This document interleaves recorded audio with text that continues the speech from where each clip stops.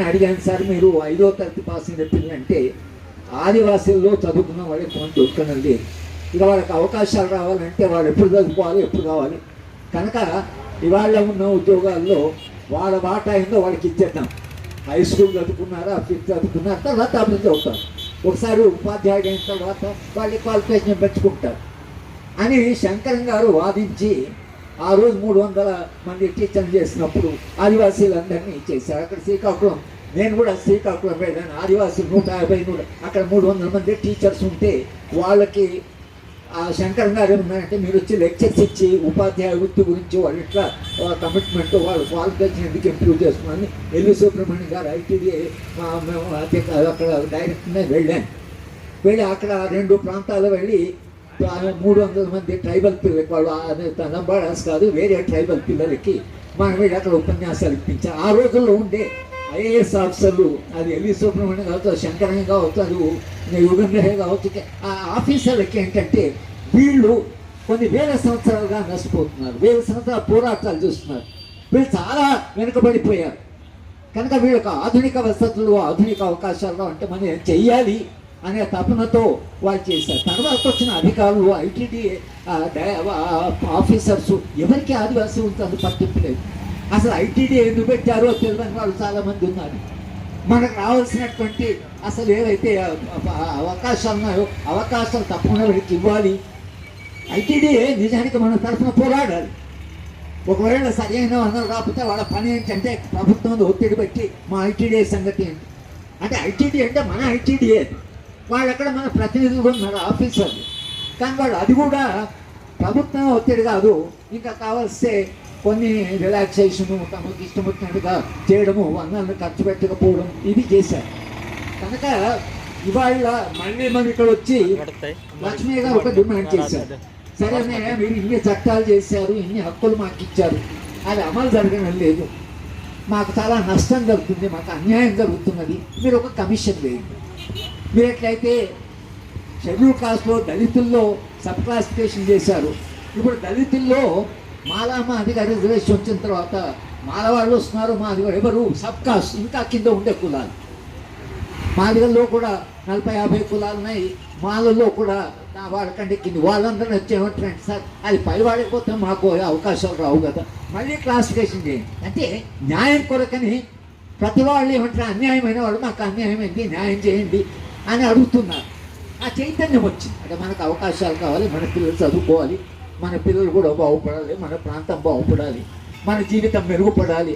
మన భూమిని లాక్కోవడానికి కాదు వాళ్ళు వచ్చేది, మన భూమి అయ్యా, మా భూమి మాదే, మీరు పట్టాలు మాకు ఇస్తామన్నారు, ఇప్పుడు ఆయన 8 లక్షల మందికి పట్టాలు ఇవ్వండి, అది రాజ్యాంగబద్ధమైన హక్కు, అది మీరు అందరికీ వాళ్ళ భూమి వాళ్ళకి ఇవ్వండి, పట్టాలు చేయండి, వాళ్ళ కష్టం వాళ్ళు పడతారు. కానీ ఎందుకు మీరు అసలు ఆ చట్టం చేయండి? మళ్ళీ ఆయన అడిగిందంటే, అయ్యా మళ్ళీ ఒక చట్టం చేయండి, చూడండి మా పరిస్థితి ఏంటో గమనించండి, అధ్యయనం చేయండి, ఆ ప్రాంతాలకు వెళ్ళి చూడండి, చూసి ఒక న్యాయబద్ధమైన అందరికీ న్యాయం జరిగేట్టు చట్టాన్ని వేయండి. ఇది మనం ఇప్పుడు అడుగుతున్నాం.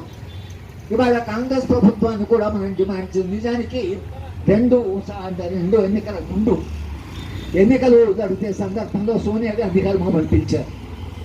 నేషనల్ అడ్వైజరీ కౌన్సిల్ ఉంటే ఒక 8-10 మంది ఆదివాసీ స్నేహితులు అని అనుకున్న వాళ్ళని పిలిచారు. పిలిస్తే అక్కడ మేము చెప్పింది ఏంటంటే, ఆదివాసులకు జరుగుతున్న అన్యాయం ఏదైతుందో మీరు వాళ్ళ హక్కులని కాపాడుతామని మీ వచ్చే ఎన్నికలు చేసి, ఎన్నికల్లో మీరు ఎన్నికైన తర్వాత తప్పకుండా దాన్ని కట్టుబడి ఆ పని చేయాలి అనే విషయం మేము ఆ సందర్భంలో చర్చించడం జరిగింది. అప్పటికి ఇంకా కాంగ్రెస్ పార్టీ ఆదివాసుల గురించి ఆలోచిస్తున్నారు. ఆదివాసుల ప్రత్యేకంగా ఒక మీటింగ్ పెట్టి మమ్మల్ని అందరినీ పిలిచి మాట్లాడమన్నారు. అలాగే ప్లానింగ్ కమిషన్ ఒక కమిటీ వేసింది, ఎస్ఆర్ శంకరన్ గారు, బాలగోపాల్, వీళ్ళందరితో, యుగంధర్ గారు. వాళ్ళు కూడా ఆదివాసీ ప్రాంతాలకు ఏం అన్యాయంతో చెప్పి ఏం న్యాయం చేయనో చెప్పారు. ఆ కమిటీ రిపోర్టే బయటకు రాలేదు.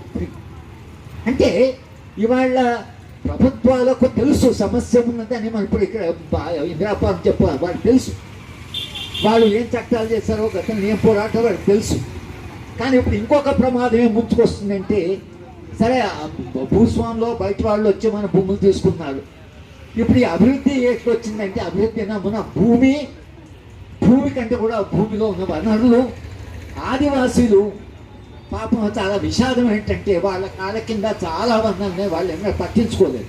వాళ్ళది చాలా సింపుల్ జీవితం. వాళ్ళకి పెద్ద బంగళాలు కావాలి, పెద్ద కాళ్ళు అన్నీ కోరికలు లేవు. వాళ్ళకు జీవితం సాఫీగా జరగాలి. ఆ మాత్రం జరిగితే చాలు అని అంతకే సంతృప్తి పడేటువంటి అమాయకంగా నిజాయితీగా బతికేటువంటి వాళ్ళు. నేను యాంటీ కరప్షన్ మూవ్మెంట్ వచ్చినప్పుడు అవినీతికి వ్యతిరేకంగా పోరాటం అని చెప్పిన అవినీతి పోరాటం అయితే ఢిల్లీలో ఏం చేస్తారు? పోయి ఆదివాసులంలో చెప్పండి, అక్కడ ఉన్నారు ఆనెస్ట్ పీపుల్, అక్కడ ఉన్నారు నిజాయితీ వాళ్ళు, కరప్షన్ లేనటువంటి వాళ్ళు అక్కడ ఉన్నారు. వాళ్ళ మద్దతుతో యాంటీ కరప్షన్ మూవ్మెంట్ రావాలి. కానీ ఢిల్లీలో కూర్చొని మన యాంటీ కరప్షన్ మూవ్మెంట్ అంటే ఏం కరప్షన్ మూవ్మెంట్ జరుగుతుంది అనేది కూడా మనం చెప్పడం జరిగింది.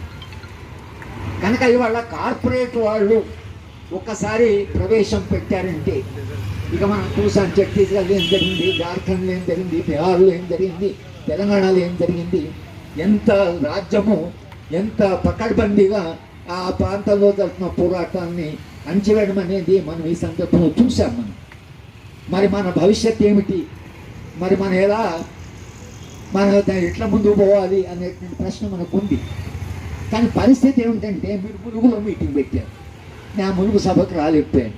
వరంగల్లో మీటింగ్ పెట్టారు, హైదరాబాద్కి వచ్చాం. అక్కడ వెళ్ళలేను, అక్కడ ఇక్కడ నుంచే ఇక్కడికి వచ్చినాం హైదరాబాద్. మేము ఆదివాసీ సంఘీభావ కమిటీలో ఢిల్లీలో ఒక 10 మంది కలిసి ఒక సంఘీభావ కమిటీ